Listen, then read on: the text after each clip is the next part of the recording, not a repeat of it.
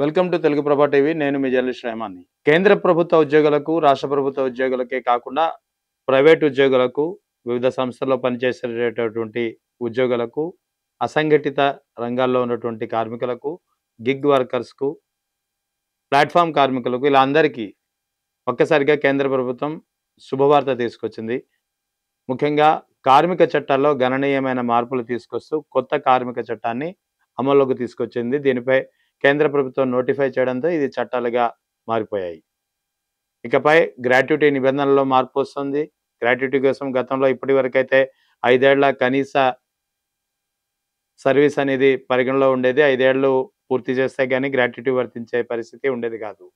కానీ ఇప్పుడు కొత్త కేంద్ర ప్రభుత్వం కొత్తగా తీసుకొచ్చినటువంటి లేబర్ చట్టాల్లో సంస్కరణల ద్వారా గ్రాట్యుటీ కోసం 5 ఏళ్ళు నిరీక్షించాల్సిన అవసరం లేదు. కేవలం 1 ఏడాది సర్వీస్ పూర్తి చేస్తే చాలు గ్రాట్యుటీ అనేది వర్తిస్తుంది. ఇది ముఖ్యంగా ప్రభుత్వ ఉద్యోగులకే కాకుండా మరీ ప్రధానంగా ప్రైవేట్ రంగ కార్మికులకు, ప్రైవేట్ రంగ ఉద్యోగులకు చాలా ప్రయోజనం చేకూర్చనుంది. గతంలో కార్మిక చట్టాలు 29 కార్మిక చట్టాలుండేవి. ఈ 29 చట్టాలని సమ్మిళితం చేసి కేంద్ర ప్రభుత్వం కొత్తగా 4 రకాలటువంటి లేబర్ కోడ్స్‌ను తీసుకొచ్చింది. అవి వేజ్ కోడ్ 2019, రెండవది ఇండస్ట్రియల్ రిలేషన్ కోడ్ 2020, మూడవది సోషల్ సెక్యూరిటీ కోడ్ 2020, నాలుగవది occupational safety, health and working conditions code 2020.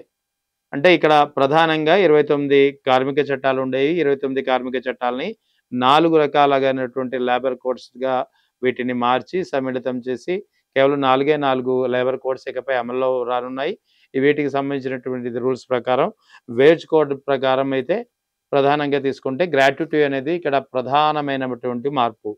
చాలామంది ప్రభుత్వ ఉద్యోగులే కాదు, ప్రైవేట్ ఉద్యోగులకి గ్రాట్యుటీ అనేది ఒక సమస్యగా మారుతుంది. ప్రైవేట్ కంపెనీలు చాలా వరకు 5 ఏళ్లలో ఒక్క రోజు లేదా 2 రోజులు తగ్గినా సరే కంపెనీ మారినప్పుడు గ్రాట్యుటీని ఎగ్గొట్టే విధంగా వంకలు చూపించే పరిస్థితి ఇన్నాళ్ళు మనం చూస్తూ వస్తాం. కానీ ఇకపై కొత్త లేబర్ కోడ్ ప్రకారం 5 ఏళ్ళు కాదు కదా, 5 ఏళ్ళు కాదు, కనీసం 1 ఏడాది పూర్తి చేస్తే చాలు సదరు ఉద్యోగి గ్రాట్యుటీకి అర్హుడవుతాడు. అయితే అన్లెస్ అండ్ అంటిల్ కండిషన్ ఏంటంటే ఆ ఉద్యోగి ఆ ప్రైవేట్ కంపెనీలో, అది ప్రైవేట్ కంపెనీ అయినా సరే, ప్రభుత్వ సంస్థ అయినా సరే పర్మనెంట్ ఉద్యోగి అయి ఉండాలి.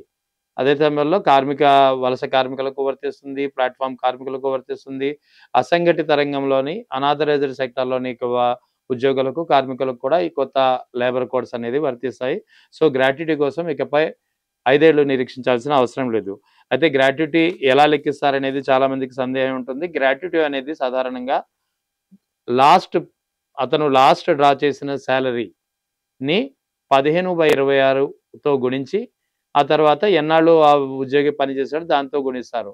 ఆ వచ్చేదే అతనికి లభించే గ్రాట్యుటీ. అంటే సపోజ్ ఒక ఉద్యోగి basic salary 60,000, basic salary plus DA 60,000 అనుకోండి.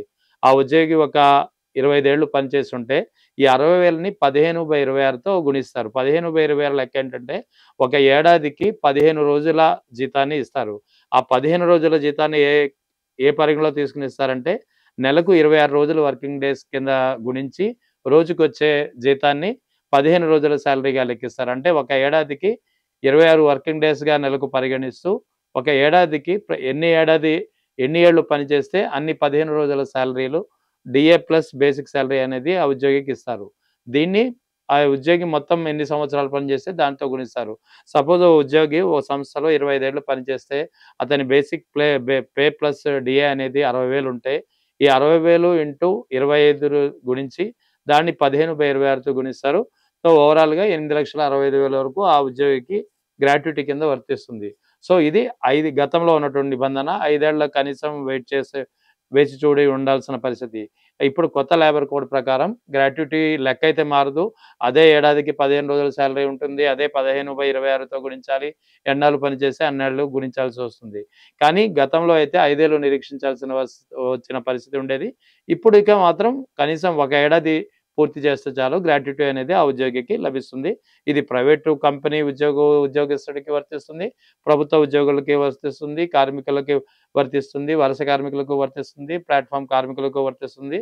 గిగ్ వర్కర్స్‌కి కూడా వర్తిస్తుంది. అనాథరైజ్డ్ సెక్టార్స్ కూడా వర్తిస్తుంది. ఇది ప్రధానమైనటువంటి గ్రాట్యుటీ విషయంలో ప్రధానంగా లేబర్ కోడ్ సంస్కరణలో భాగంగా కేంద్ర ప్రభుత్వం తీసుకొస్తున్నటువంటి గుడ్ న్యూస్. ఇక రెండవది మహిళలకు కూడా సమాన వేతనం ఉండాలి. తర్వాత రోజుకు పనిచేసే గంటలు ఏదైతే గతంలో 9 గంటలు ఉండేవి. 8 గంటలైతే వారానికి 6 రోజులు, రోజుకి 9 గంటలైతే వారానికి 5 రోజులు పనిచేసే పరిస్థితి ఉండేది. సో, ఓవరాల్‌గా వీక్లీలో వారానికి 48 గంటలు మించకూడదు. వారానికి 48 గంటలు మించకూడదు. రోజుకు పని చేయాల్సినటువంటి పని కాలాన్ని 12 గంటల వరకు పెంచుకోవచ్చు. అంటే వారంలో 4 రోజులు పనిచేసి 3 రోజులు రెస్ట్ తీసుకునే విధంగా కూడా లేబర్ కోడ్‌లో సంస్కరణలు తీసుకొచ్చింది కేంద్ర ప్రభుత్వం. ఇక మూడవది మహిళలకు కూడా రాత్రిపూట డ్యూటీలు చేసుకునే అవకాశం కల్పించొచ్చు. అయితే ఆ మహిళలకు ట్రాన్స్‌పోర్ట్ సదుపాయం కల్పించాల్సి ఉంటుంది. తర్వాత సీసీటీవీ పర్యవేక్షణ, మానిటరింగ్, సెక్యూరిటీ అనేది కల్పించాల్సి ఉంటుంది. ఆ తర్వాత 40 ఏళ్ళు ఎవరైనా వయసు 40 ఏళ్ళు దాటిన ప్రతి ఉద్యోగికి తప్పనిసరిగా అది ప్రైవేట్ అయినా, ప్రభుత్వమైనా సరే హెల్త్ చెకప్స్ అనేది కంపల్సరీగా చేయించాలి. సో, ఇది ఓవరాల్‌గా కేంద్ర ప్రభుత్వం ప్రభుత్వ, ప్రైవేటు, కార్మిక రంగాల్లో తీసుకొస్తున్నటువంటి గణనీయమైన మార్పు. ఇందులో ప్రధానంగా మనం పరిగణించాల్సింది గ్రాట్యుటీ. గ్రాట్యుటీ గతంలో 5 ఏళ్లకు నిరీక్షించాల్సి వచ్చిన పరిస్థితి. ఇకపై అయితే కేవలం ఒక ఏడాది పూర్తి చేస్తే చాలు గ్రాట్యుటీ అనేది వర్తిస్తుంది.